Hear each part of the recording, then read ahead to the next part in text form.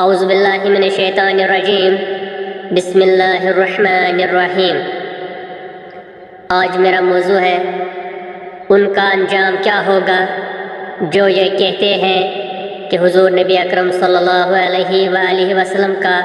نسبی تعلق قیامت کے دن نفع بخش نہیں۔ حضرت ابو سعید خدری رضی اللہ تعالیٰ عنہ بیان کرتے ہیں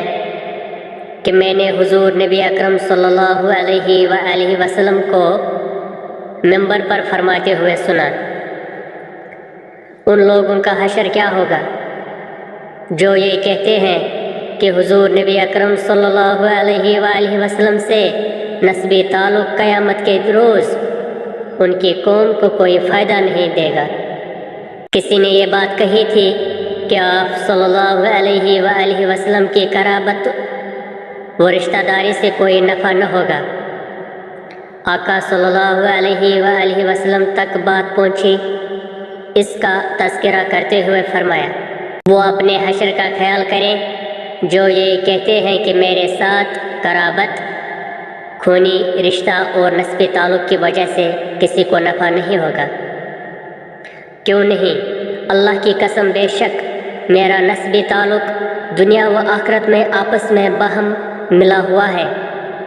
یعنی میری قرابت اور میری رشتہ داری دنیا میں بھی قائم ہے اور آخرت میں بھی قائم ہے، اور جنہیں میری قرابت حاصل ہے انہیں میرا فیض حاصل ہے، اور جنہیں مجھ سے اور میری قرابت سے نسبت ہے اور ایمان پر ہے، فرمایا میری قرابت ان کے لیے دنیا میں بھی نفع بخش ہے اور آخرت میں بھی نفع بخش ہے۔ اور اے لوگو، بے شک قیامت کے روز میں تم سے پہلے حوض پر موجود ہوں گا، بس